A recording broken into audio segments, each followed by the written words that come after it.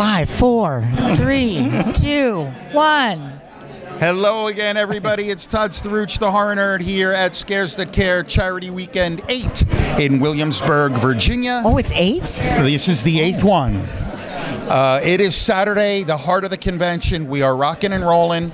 I have the privilege of sitting here with someone I've gotten to know a little bit through meeting at conventions, Mr. Danny Pintauro. Danny, how are you? I'm very well. How are you? I am doing great. Good. I'm doing great, too. Good for you. I always love your energy. You always seem thanks. positive and upbeat. It's great. Yeah, there's no point. Like, no matter how busy or how slow it is or...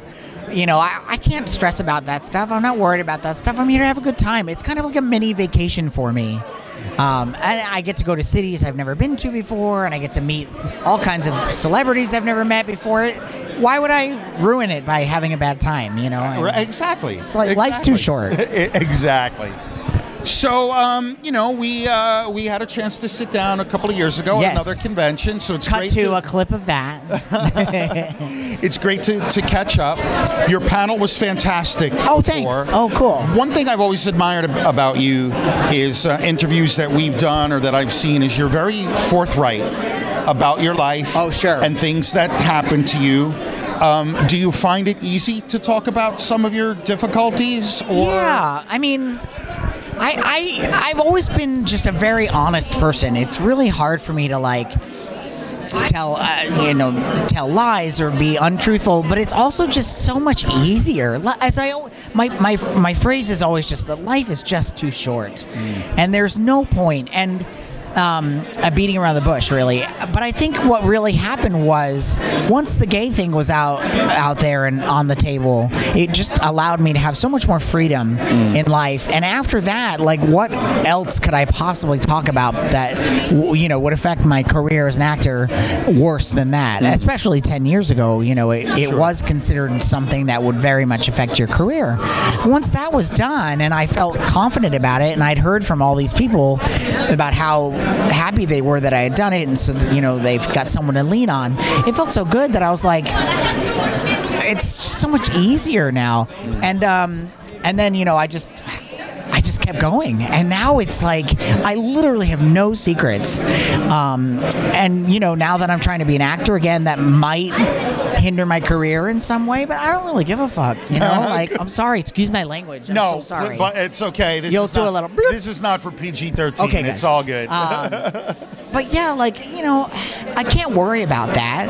And if I really put my energy and my focus on being positive and being truthful and being me, then the work will come, right? But the further I go away from that, the more I try to fit into some sort of a mold and not be myself, the less work will come my way. I'm convinced of that. And I think my life has sort of shown that too. So yeah, hopefully it doesn't bite me in the ass. Well, like you say, you never know. And for the last 10 years, I haven't been acting at all. That's not been on the table. So it was especially easy because there was nothing that would make it, nothing stand in my way. Right. I'm just a normal human being. So telling big things about myself didn't actually change anything. I wouldn't change anything even now that I'm being an actor again. But yeah, that gave me even more freedom, just being a normal human being. That is a great outlook. It really is. And I like what you just said, that life really is short. We're here for a very brief time. Absolutely. So it seems like these days we are conditioned to the negative. All news, social media. Oh, absolutely.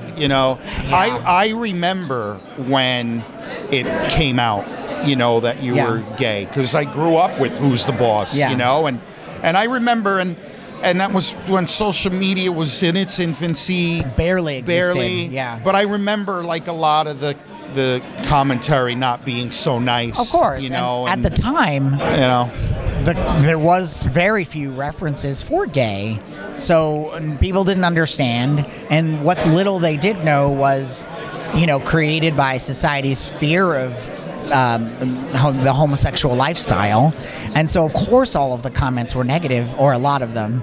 And I think a lot of the comments were also not particularly negative, but oh, his career is finished now. and they weren't wrong in a way. Like, it's shocking that Ellen was able to turn it around, but any of us who came out back in the day, a lot of people don't understand now how just how much that could completely ruin your career.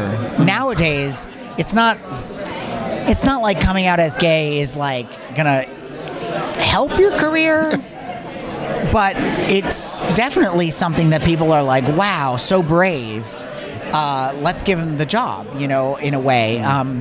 Whereas that was not the case even just 10 years ago. Sure. Sure. Well, in any case, I'm glad things turned a positive direction for you. And you're back acting. Working on it. I think that's great. I'm excited. We'll see. Cool. We'll see what happens. Now I'm just going to touch on something that you mentioned very briefly. Okay. And you kind of made a joke about in your panel. But are you concerned that, and I'm still learning myself, so I'm not always quite sure of the terminology to use, but are you worried that your sexuality will sort of pigeonhole you into certain roles? Oh, absolutely. It's going to. Yeah, no question about it. But it's not so much that everyone knows that I'm gay. It's that I'm kind of, I'm a flamboyant gay guy, and I'm not afraid of that. And no one in their right mind would ever believe me as the romantic male lead against a woman. Like, it's just not going to happen. It's just not going to happen. So it's not so much that it's that they know that I'm gay. It's just that I'm not that type. Fair enough. Right? And even before I'd actually come out, everybody knew that I was gay even before I did. But even back then, I was the smaller, like, skinny guy. I couldn't play the romantic lead even when I was still thinking that I was straight. So it's much more about what I can be believed as. And I don't want to play a character that is doing a disservice to who I am as a person, especially being so public about being gay and HIV positive. For me to sort of backtrack and like shy away from playing those kinds of roles, and I want to play those roles, and those roles exist now, right? And so why not take advantage of this really great material that's being written for men like me? So it's yes and no is kind of what I'm saying. Okay, it's not so much the gay; it's Fair that enough. I'm kind of a little bitchy queen, like I can't be Tom Cruise in Mission Impossible. It's never going to happen. And you know what? That's okay. And Yeah. you know what gives me hope is, and what I see. So my daughter, who's helping me this weekend on camera, she's 17. I've met a lot of her friends, and neither she nor they remotely care about anyone's sexuality or gender or whatever. The generation, if you're a nice person, that's it. Like, that's all they really care about. And she'll tell you that. Amazing. I've been teaching acting for the last few years in Austin, 4 years, and just in the last 4 years, like the number of kids in our classes that went from he, she to they, them, it was just exponential in terms of the number, even in 4 years. And we've made so many strides with that. And these younger generations are they're not having it. They are not having all of the rules and regulations and pigeonholing and putting people into boxes. They want, and I think it's sort of genetic progress in a way. I feel like I don't know how that works, but it's just been so specific of a change and so universal of a change that it's almost like they're being born with this mental clarity that we haven't been able to see. I don't know how that works. But I have no idea. Because their parents aren't teaching them this in a way, I like to think that her mother and I did something right. Because I grew up, I'm a child of the 80s. My parents were very old school, very old-fashioned, so I did see and hear certain things in my life. And I'm not trying to get preachy, folks. Trust me. But at some point, someone has to make a change and say, I'm not going to behave that way, no matter what I was taught. Yes, and for sure. And that's kind of the path that we chose when we were raising our daughter, And that makes sense. And I think that that's part of what I mean, in a way, because all of these kids have chosen that. Right. And it's just so universal in a way that it's either that they're just feeding off of each other and creating this change, or that something happened in the chemistry and in the drinking water, and now we're all just I love it. It's so cool. Well, she and I, and then I promise we'll get off this topic. Oh yeah. We have a lot of conversations, about the grown-up world and everything, and the thing that I like to say is the wheels sometimes She's back there going, oh, here we go. If I could only tell you about the conversations and the embarrassing moments that I've had. There are a few. The wheels turn more slowly than we would like sometimes, but they do turn. They are turning, yes. We're not that far removed from racial segregation, Yeah. So. But I think it's going to, it's been such a specific change that in 10 years, when all of these kids are adults and actually making change in the world, we're going to have this moment when society advances astronomically. But right now, we're still stuck in these older generations and generations that aren't as open, controlling everything. Sure. Right? And in just a few years, these kids are going to start taking over, and all hell's going to break loose in a good way,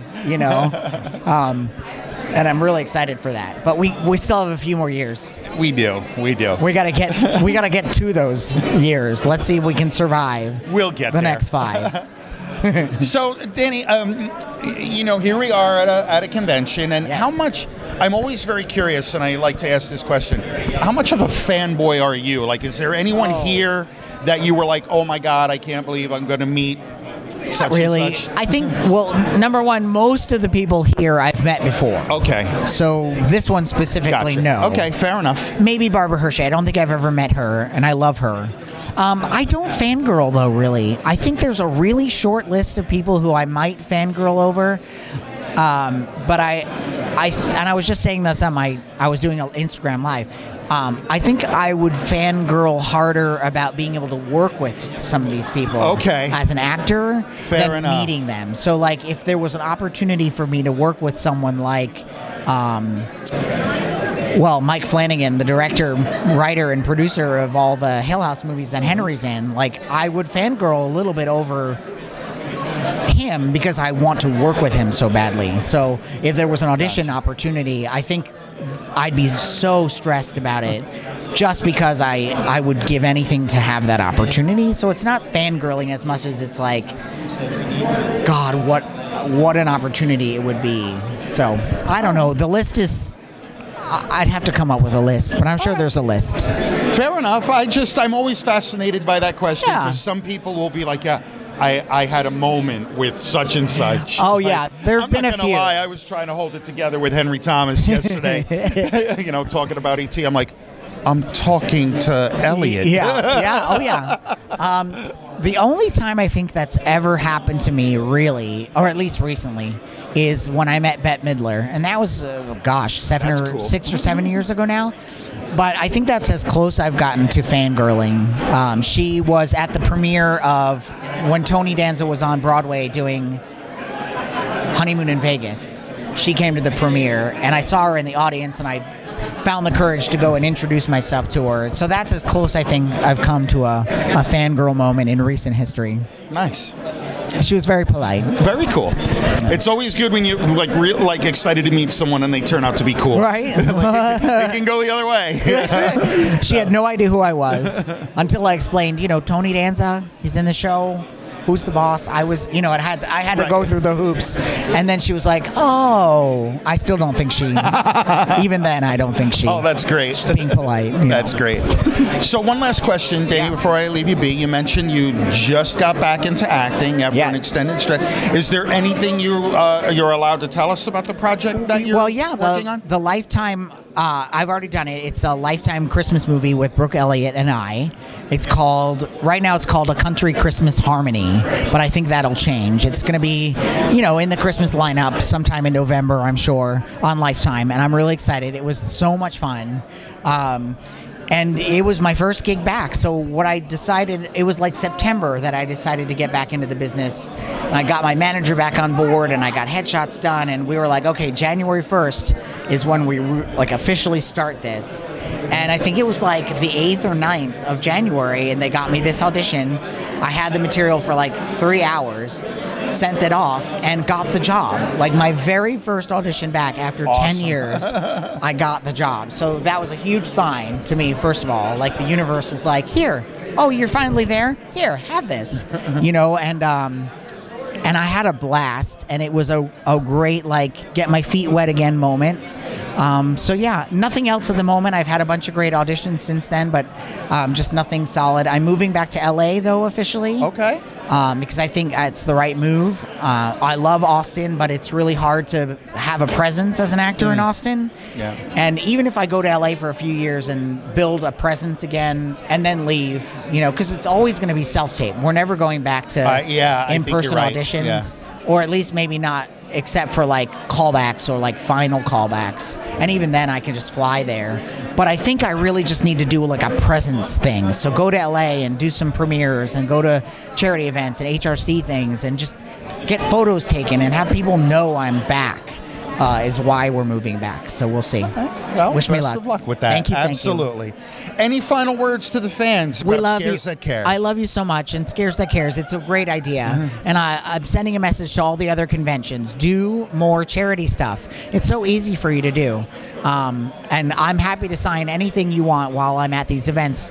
Just figure out a way to raise some money for people in need. It's not that hard, and they've done a wonderful job of it here. So I love it. Fantastic. Yes. Danny, it was great to see you again. Thanks for giving me a few more minutes of your time and your insight. It's always appreciated. Thank you for having me. Absolutely. Danny Pintauro, everybody, here at Scares That Care Charity Weekend number 8 in Williamsburg, Virginia. I am the horror nerd Todd Sturridge signing off. We will see all of you in the next interview.